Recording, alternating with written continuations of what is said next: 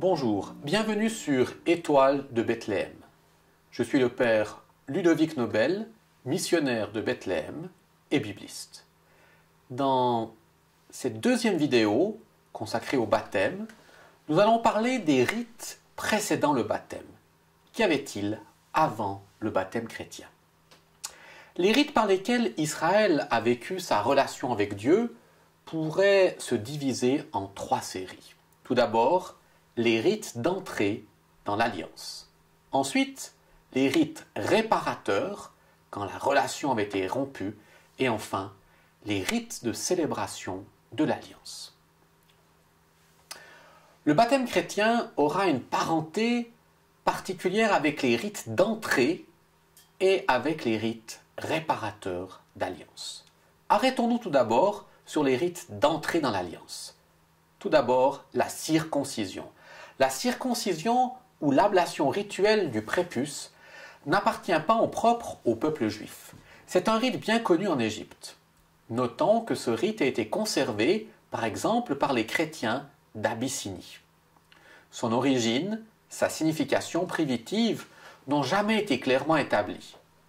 Des motifs hygiéniques pour faciliter l'hygiène corporelle ou les relations sexuelles, ou encore des origines superstitieuses, un taux de fécondité étant plus élevé, ne suffisent pas à expliquer son origine. Il semble qu'elle avait dès le début une valeur d'initiation à la vie adulte du camp, étant considérée comme un rite accompagnant la puberté et le mariage. En Israël, sa pratique a connu bien des fluctuations. On a pu décrire ainsi son évolution. D'un rite sanglant et occasionnel, la circoncision est devenue une coutume avant d'être une loi religieuse générale pour le peuple de l'Alliance. L'important est qu'elle est devenue le signe de l'Alliance. Et voici mon alliance qui sera observée entre moi et vous, c'est-à-dire ta race après moi, que tous vos mâles soient circoncis.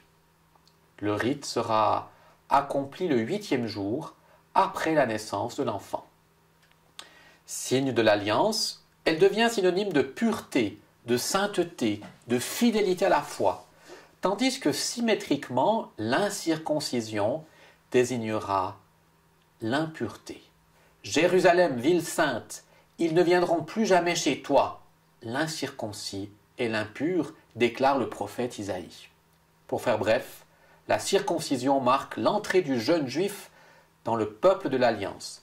Elle lui confère une situation de pureté qui lui permet de participer au véritable culte liturgique. Elle demeure dans sa chair le signe permanent de sa volonté d'obéissance à l'égard de Dieu. Nous voyons ici déjà de nombreux liens avec le baptême. Passons à présent au rite dit réparateur. La juste relation avec le Dieu saint peut être blessée de différentes manières. Et c'est pour cela que la liturgie juive comporte plusieurs rites de purification légale, de restauration de l'alliance. En voici les principaux. Tout d'abord, le jour du Kippour, le Yom Kippour, le jour de l'expiation. En ce jour, tous les péchés du peuple pénitent sont pardonnés. L'alliance avec Dieu est solennellement rétablie. Il faut aussi mentionner les nombreux sacrifices offerts dans le temple en vue de la rémission des péchés ou de la purification. La purification, la rémission des péchés des nombreuses transgressions commises par le peuple. Enfin, mentionnons encore les nombreux rites d'eau. À maintes reprises, l'eau est mentionnée comme un instrument de purification. L'eau est utilisée soit pour purifier en vue de la rencontre avec le saint, soit pour désacraliser quand une personne quitte la sphère de haute sainteté. Elle peut servir soit pour un bain rituel des objets, soit pour la purification des personnes. Les prophètes annoncent une ère messianique où aura lieu une grande et décisive réparation. L'eau qui jaillit du temple, siège par excellence de la sainteté, fécondera alors le pays. Cette eau nouvelle apportera la purification nécessaire à l'instauration de la nouvelle alliance. Je répandrai sur vous une eau pure, et vous serez purifiés de toutes vos souillures, de toutes vos ordures, je vous purifierai. Ainsi annonce le prophète Ézéchiel. Zacharie reprendra le même thème lui aussi. Ces eaux de purification et de régénération accompliront mieux que les rites du passé un rétablissement de l'alliance opérée entre Dieu et son peuple. Elles offriront au peuple un cœur nouveau, la possibilité de vivre selon la loi nouvelle. Après avoir dit cela, nous pouvons nous demander, sommes-nous vraiment éloignés de la théologie du baptême? Autour de l'ère chrétienne, nous allons voir que dans les années qui ont précédé immédiatement la prédication de Jésus, on pourra être frappé de voir la place qu'occupe le péché et la purification dans la pensée des hommes de ce temps. Conscient de ses infidélités à l'alliance conclue avec Dieu, le peuple veut obtenir la rémission des péchés. C'était là un désir fondamental. La communauté de Qumran, par exemple, manifeste particulièrement ce besoin de pureté, de sainteté. Les Esséniens ont en effet un sens étonnant de la sainteté de Dieu. Ils ont aussi un sens aigu de l'impureté, du péché. Leur volonté de vivre intégralement les exigences de l'alliance est néanmoins très forte. Pour cela, leur conversion doit être radicale, leur séparation de tout ce qui est impur totale, leur obéissance à la loi en particulier, à tout ce qui concerne le sabbat et la pureté doit être sans faille.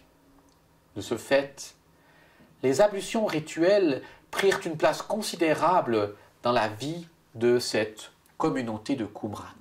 Flavius Joseph écrit d'ailleurs à ce sujet « Il se baigne le corps dans l'eau froide, puis, après cette purification, il se rassemble dans un bâtiment spécial où il n'est permis à nul de ceux qui n'ont pas la même foi d'accéder. Eux-mêmes n'entrent dans le réfectoire que purs, comme dans une enceinte sacrée. » Pour les membres de la communauté de Qumran, ces ablutions les purifient de tout ce qui est impur. Ces ablutions sont accompagnées de la confession de leurs péchés et elles peuvent ainsi ouvrir la voie à une vie de sainteté. Toutefois, ces ablutions ont une grande différence avec le baptême chrétien, puisqu'elles se répètent régulièrement, parfois même quotidiennement. Quotidiennement, les membres se plongeaient dans cette eau froide. Et de plus, elles n'exigent pas de ministre, l'Essénien se baignant lui-même. D'ailleurs, ces ablutions ne sont jamais appelées baptême. Le judaïsme connaissait un type de baptême, le baptême dit des prosélytes. Au sens plein du terme, le prosélyte est celui qui adhère pleinement à la foi, à la religion juive. 3 choses lui étaient demandées pour cela: la circoncision, un baptême de purification et un sacrifice. Le prosélyte, celui qui désirait devenir juif, devait donc se faire baptiser. Ce rite du baptême pour les prosélytes aurait pu influencer les premiers chrétiens. Toutefois, comme à Qumran, le prosélyte se baptisait lui-même en présence de témoins, mais il n'y avait pas de ministre.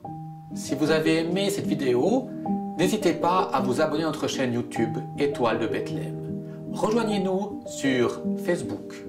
Visitez notre site www.étoiledebethléem.com. À bientôt sur Étoile de Bethléem.